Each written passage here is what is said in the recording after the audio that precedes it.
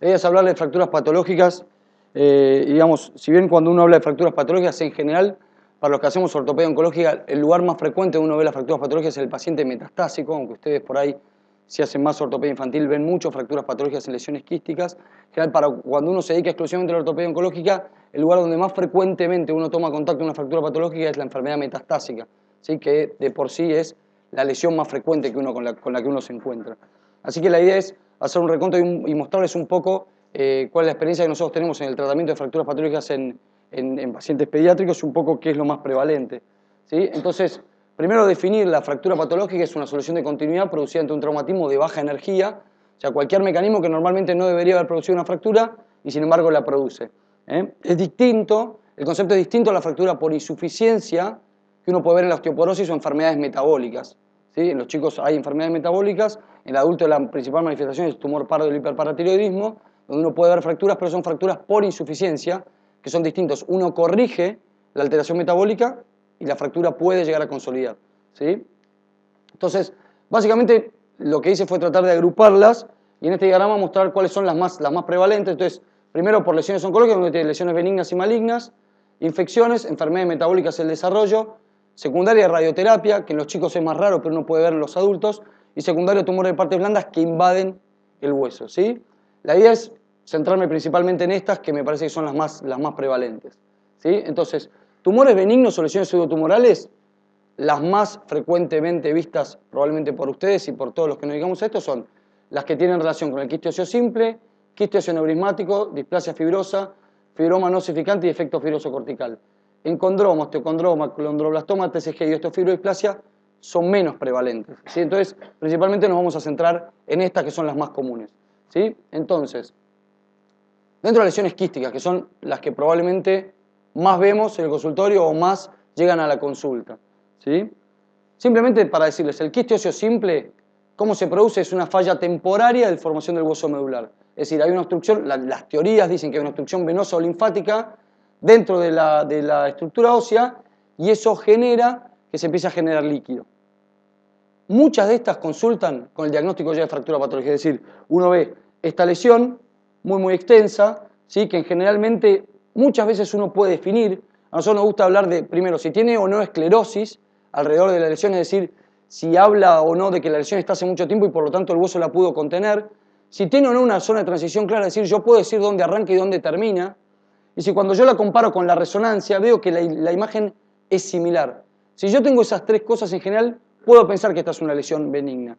El problema que se me da acá es que en el quiste óseo simple, el quiste óseo neurismático, principalmente el quiste óseo neurismático, pero el quiste óseo también lo puede tener, el quiste óseo simple también lo puede tener, tienden a aumentar y a deformar un poco en forma balonizante lo que es la metáfisis. No tanto el quiste óseo simple, sí el quiste óseo aneurismático. Nosotros en general siempre tenemos el defecto cuando nos dedicamos a esto de al paciente no lo vemos si no tiene una tomografía y una resonancia. Y aquí hay una primera salvedad, yo sé que para ustedes a veces cuando uno tiene estas lesiones, la resonancia a veces es complicada, porque en un chico muy chiquito uno a veces tiene que hacer una anestesia, tiene que, hablar con los papás les da miedo. En situaciones como estas, nuestro abordaje es ser bastante agresivo con los estudios. ¿Por qué? Porque los estudios son los que nos permiten llegar a un correcto diagnóstico, ¿sí? Entonces, por más que haya que hacer una anestesia, es preferible hacer la resonancia y no hacer algo sin las herramientas necesarias. Entonces, ¿cuál es el tratamiento inicial que nosotros le damos a estas lesiones cuando sospechamos que esto es un quiste óseo simple? Un yeso, ¿sí?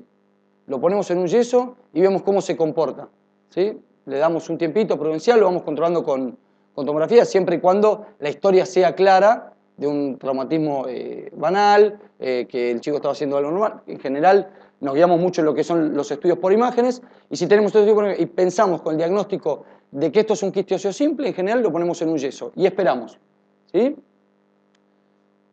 ¿Esperamos cuánto? Esperamos entre 6 y 12 semanas y vamos viendo cómo se comporta. Si en algún momento de estas 6 a 12 semanas o en algún momento de los estudios tenemos alguna duda, se hace una biopsia, ¿sí? Hacemos una biopsia. No tenemos miedo ni dudas en hacer una biopsia. Si cuando hacemos la biopsia vemos que sale un líquido citrino, si tuvo una fractura puede salir un líquido que es hemorrágico, uno puede aprovechar a veces, en algunos casos, esa misma oportunidad para colocar... nosotros preferimos colocar corticoides. ¿Por qué preferimos colocar corticoides? Porque básicamente tuvimos la idea de que siempre era menos traumático que extraer la médula ósea y colocarla y hacer el lavado y demás. Y la verdad que este trabajo un poco fue un trabajo randomizado que justamente comparó esto y mostró que la metilprednisolona tiene cierta ventaja sobre la médula ósea. Y en base a esto, de alguna forma, tratamos de basarnos en literatura para tomar nuestras decisiones y este es el único trabajo que se publicó con esta estructura metodológica. Nos pareció que era prudente y utilizamos el corticoide. Otra cosa con la que estamos empezando a tener cierta experiencia es con los biocerámicos. No son sustitutos óseos, es distinto, es un biocerámico. El único biocerámico que hay disponible es Prodens, que es de Wright Medical. Lo que tiene justamente este biocerámico es que justamente combina el sulfato cálcico y el fosfato cálcico, las mejores condiciones de cada uno de ellos. No tengo acciones en Wright Medical, quédense tranquilos, no me interesa en lo más mínimo, pero sí les puedo decir que es mucho mejor que el sustituto, porque el sustituto nunca se reabsorbe. Y lo que tiene la particularidad es que el 70% es sulfato, que en general se reabsorbe por completo, y el 30% es fosfato, que es lo que le da la estructura durante las primeras semanas. En general, este es el trabajo que justamente muestra un poco los resultados, que la verdad que son buenos, tienen baja tasa de recurrencia y no nos cierran las puertas a utilizar otros tratamientos si los necesitamos en algún momento. Y en realidad, básicamente, para mostrarles, esta es una lesión bastante extensa que había en todo el canal endomedular del húmero, secundaria a una fractura patológica. La paciente estuvo 6 semanas con el yeso, no mejoraba, aguantamos hasta 12 semanas, no mejoraba. Como decía recién la doctora, el ambiente en el que nosotros desenvolvemos nuestra actividad a veces es un poco intenso. Entonces, uno a veces también se ve tentado de tener que hacer algo más y no dice al paciente, bueno, vamos a esperar 3 meses con el yeso. Y la verdad que por un abordaje muy pequeño, como es una cánula, por el mismo que uno toma una biopsia, después de tomar la biopsia, y en este caso sí, habiendo confirmado el diagnóstico, uno puede inyectar esta sustancia, que fíjense, este es en el posoperatorio inmediato, y fíjense a los 5 meses posoperatorios cómo esto queda una pequeña linita en el centro y todo lo demás es hueso de la paciente. ¿Sí? Entonces, creo que es una muy buena opción, que es válida, pero específicamente para casos muy puntuales. ¿Sí? El tratamiento clásico que a veces hacemos cuando estas lesiones no cicatrizan, no son muy extensas, y a veces en la región diafisaria, que a veces es más complejo, lo que hacemos es muchas veces una pequeña ventanita, un curetaje y relleno, y colocamos esto para dar estabilidad. El quiste oseoneurismático, en general, el 75% se dan en pacientes menores de 20 años, la etiología es desconocida, se puede dar combinado con otras lesiones, vieron que hay displasias fibrosas o defectos fibrosos corticales que pueden quistificarse, en ese caso se dan con el quiste oseoneurismático. Se puede estudiar si tiene o no la traslocación, es algo que se puede hacer si uno tiene un servicio de patología que esté comprometido, lo pueden llegar a intentar hacer. Y en general, lo más característico y lo más frecuente es esta imagen. El tamaño de la lesión en general es más ancho que la epilepsia. Uno dice, bueno, ¿cómo hago la radiografía para ver si es un quiste oseoneurismático o un quiste oseo simple? Con la radiografía son bastante similares. La diferencia en general es esta, que el cartílago de crecimiento, cuando está sobrepasado, uno tiene que pensar más que esto es un quiste oseoneurismático. Es más balonizante la lesión. Y el diagnóstico de certeza uno lo hace con esto, con la resonancia, ¿sí? Donde ve los niveles entre sangre y líquido. Siempre hay que tener presente que esta localización en este lugar puede ser un osteosarcoma telangiectásico. Entonces, estas lesiones en particular, siempre las biopsiamos, siempre. Nunca las tratamos sin biopsiar. O sea, cuando tenemos sospecha que es un quiste oseoneurismático, siempre la lesión se biopsia. ¿Sí? Y esto es un abordaje bastante interesante que se está utilizando, un grupo muy importante en Inglaterra, que ellos están tratando de instalar el concepto de curopsia. ¿Sí? ¿Qué es curopsia? Ellos lo que hacen es, le hacen la biopsia, y mismo la biopsia, para el quiste oseoneurismático, tratan de raspar las cavidades. Ellos tienen la premisa de que cuando están haciendo la biopsia, que el material que venga sea líquido. Si en algún momento ellos ven que el material es sólido, automáticamente no hacen nada de todo esto. ¿Sí? Entonces ellos aprovechan, y por ese mismo abordaje a veces con una pequeña cureta raspan un poco las paredes, y ellos vieron que esto haciendo un follow-up y un seguimiento en forma controlada y bien de cerca, vio que simplemente con este procedimiento, es decir, cuando tomo la biopsia, cureteo un poco las paredes de la lesión, vieron que tuvieron una sobrevida del 81% a 5 años, bastante similar a lo que es la biopsia seguida por un curetaje. Entonces ellos lo que están haciendo, cuando no tienen dudas en cuanto al diagnóstico presuntivo que ellos hacen por las imágenes, y cuando están haciendo la biopsia y ven que el contenido que viene es compatible con un quiste oseoneurismático, ellos prueban y hacen esto con buenos resultados. Creo que es algo que uno debe tener en mente, y si uno sospecha que esto es un quiste neuroenigmático y tiene todo para eso, me parece que es un abordaje que uno puede hacer y de esa forma evita otro procedimiento para el paciente, que en general son pacientes pediátricos, con un entorno familiar que en general es bastante más complejo. ¿Sí?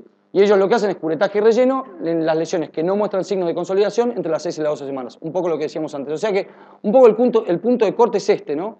Entre las 6 y las 12 semanas es cuando la lesión se define, si va a consolidar o no va a consolidar. Obviamente que hay que ver en qué hueso es, si compromete o no la estabilidad. Algo que estamos usando nosotros particularmente para este quiste neuroenigmático, una vez que tenemos, también son los agentes esclerosantes, y simplemente mostrarles este caso, una lesión en la clavícula, una chica de 16 años que debutó con una fractura patológica cuando se tiró a atajar una pelota de fútbol, porque las chicas ahora juegan al fútbol también, las mujeres juegan al fútbol también, y esta parece que juega muy bien porque el papá trajo fotos y todo, así que estaba muy interesado en que lo operemos.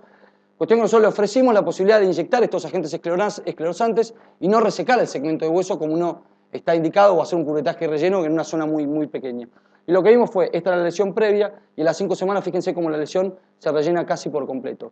Queda una pequeña zona ahí, que la estamos controlando, por ahora no progresa, pero la paciente tiene su vida normal. ¿Sí? Fíjense, es simplemente con una punción. Entonces, estamos tratando de disminuir, tratar de hacer procedimientos mínimamente invasivos en la medida en que se pueda.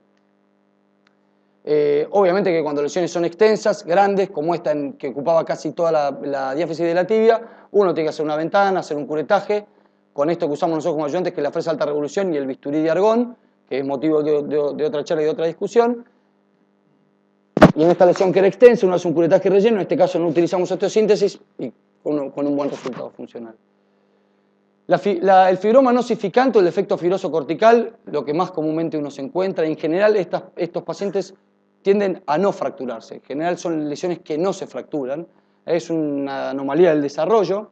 En general es un hallazgo radiográfico y puede ser familiar. Siempre piensen en esto. Cuando uno ve un defecto fibroso cortical o un fibroma no significante, piensen que puede ser de herencia familiar. Busquen que no tenga neurofibromatosis. Se puede asociar ese síndrome de Jaffe-Campanachi.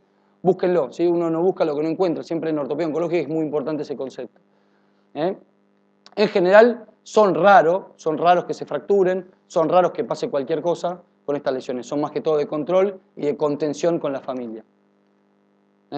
Siempre, como les decía antes, pedimos todos los estudios para tener la seguridad de que esto está bien. Y con la displasia fibrosa, en general se produce por una incapacidad de producir hueso laminar, puede ser monostótica o poliestótica. Tengan presente el síndrome de McCune-Albright, sobre todo en las pacientes prepúberes o que están por desarrollarse, porque esto puede traerle algunos trastornos en esa etapa, entonces estén atentos que lo pueden detectar. Y si ven, cuando hacen resonancias, que además se asocia con mixomas o con algún tumor de partes blandas, es lo que se llama el síndrome de Massa-Brown, que es justamente la displasia fibrosa con mixomas intramusculares. En general, nosotros la displasia fibrosa tratamos de ir controlándola, salvo cuando esta está en el cuello femoral. Cuando está en el cuello femoral, somos agresivos, somos de tratarlas. ¿Por qué? Porque en realidad sabemos que cuando estos pacientes evolucionan a la edad adulta, la mayoría de ellos van a tener dolor, inclusive pueden tener progresión de la enfermedad y pueden tener fracturas patológicas, que es lo que le va generando la deformidad en callado de Pastor, que es cuando uno las deja evolucionar. Entonces tratamos de corregirlas si podemos, si las encontramos a tiempo, de antemano. Obviamente no tratar una fractura que no tiene, una lesión que no tiene riesgo de fractura, siempre cuando tiene riesgo de fractura. En general, por ejemplo, esta lesión, que el paciente ya tenía dolor, evolucionaba con dolor, la verdad que parecía bastante indolente cuando lo veníamos viendo, nos parecía que tenía bastante esclerosis, pero dolor, limitación de la movilidad, y en este caso lo que hicimos es un curetaje relleno, una de estas placas, fíjense que sin tocar el cartílago de crecimiento, fíjense el paciente en el seguimiento alejado cómo tuvo perfectamente crecimiento en este cartílago que no se tocó, y la verdad que tiene una función completa y correcta. Y evitamos de esa forma una lesión que perfectamente le podría generar en el momento de su desarrollo algún tipo de fractura. ¿Sí? Hay veces que estas lesiones son más extensas, esta es una displasia fibrosa condromixoide, es un poquito más raro, por eso generó la fractura patológica, y en este caso una lesión más extensa, lo que hicimos también, un curetaje y relleno por una ventana amplia y unos clavos endomedulares, digamos unos clavos elásticos, unos TENS, que permitieron tener una buena respuesta. Hay casos mucho más extremos. Este paciente es un paciente que había tratado el doctor Lucero Sá en el hospital de niños cuando tenía 10 años, con tutor que lo había corregido, había tratado de corregir las deformidades. El paciente ya tiene 35, o sea que escapa a lo que ustedes ven, Pero digo, esta es la evolución natural de una displasia fibrosa molioestótica con una gran extensión. Fíjense la deformidad en el perfil. Además de todo esto, él venía por dolor en la cadera, una pseudoartrosis de forma proximal, un caso que nos llevó a una gran discusión porque uno sabe que los injertos no andan bien molidos dentro de las displasias fibrosas. Cuando tienen las poliostóticas uno tiene que usar implantes endomedulares y el implante endomedular con el injerto estructural, que es lo que uno tiene que usar, se llevan mal.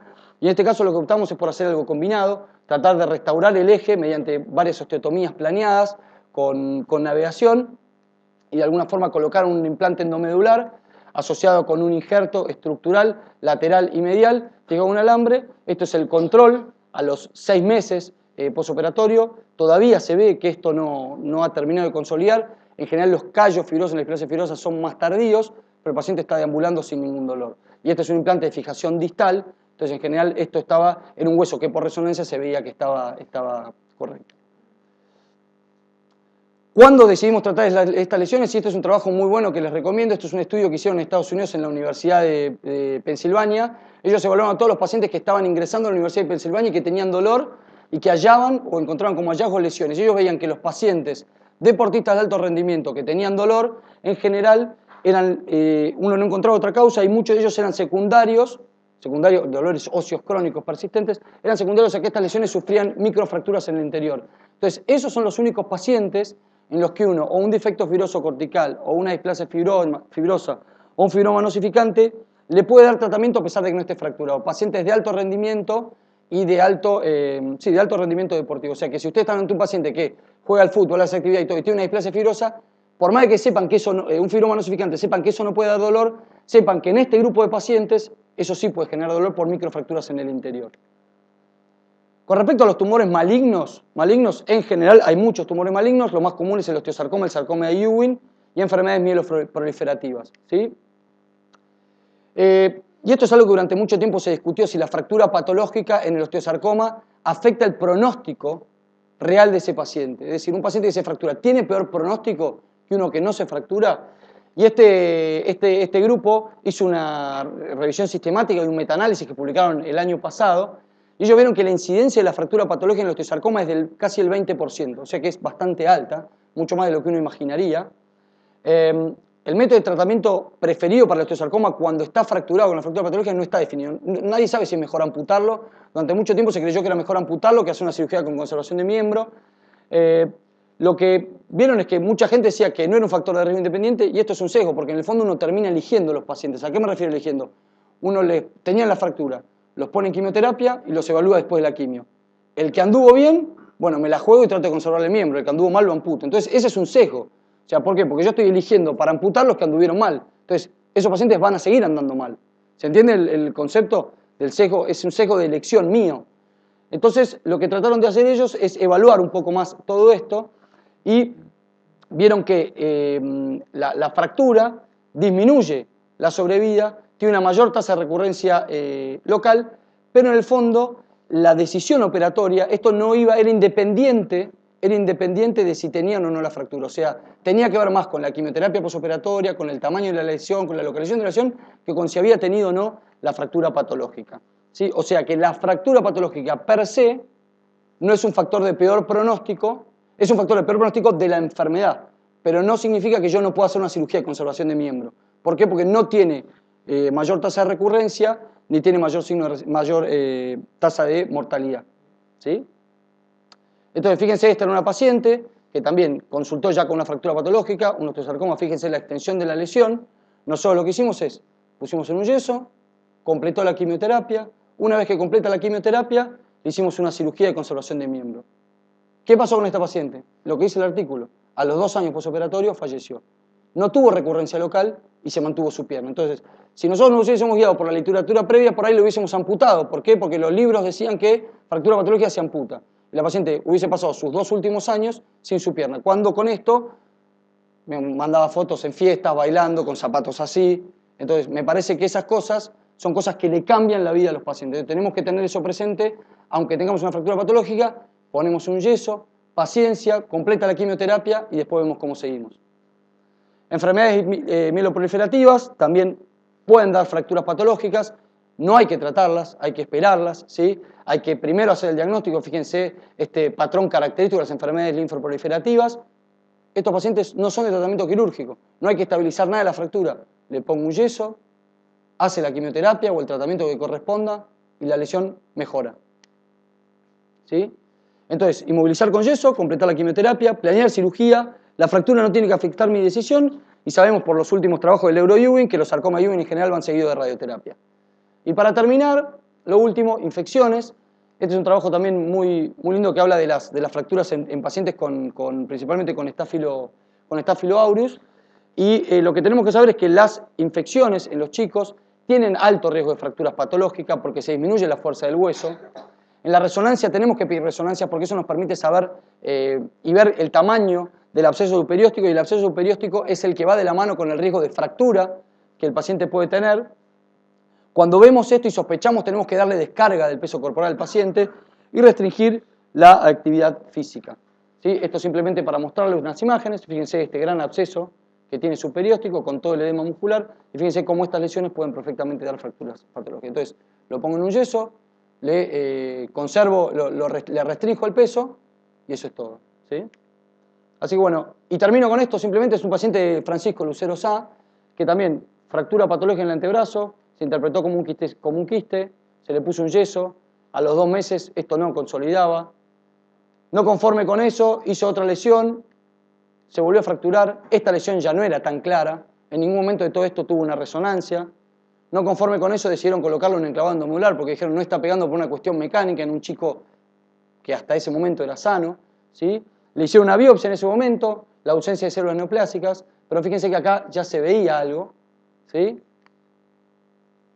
Esto fue dejado de evolucionar, fíjense la magnitud de la lesión en el antebrazo, fíjense acá se toma la biopsia y el diagnóstico fue de un osteosarcoma central convencional. Fíjense cómo la lesión progresó, fíjense cómo la lesión era muy extensa, fíjense la deformidad que le había generado y fíjense, pasamos de una lesión muy chiquitita que era simplemente un quistecito, en el cual por no pedirle resonancia, por no pedir los estudios correspondientes, se interpretó como una lesión o una fractura patológica y terminamos esta situación donde la cirugía de conservación de miembros fue mucho más difícil. Entonces, tener atento, es preferible pedir una resonancia, una tomografía de más o eventualmente una biopsia de más si tengo duda que realizar un incorrecto tratamiento de estas patologías. Así que bueno, eso es todo. Muchas gracias.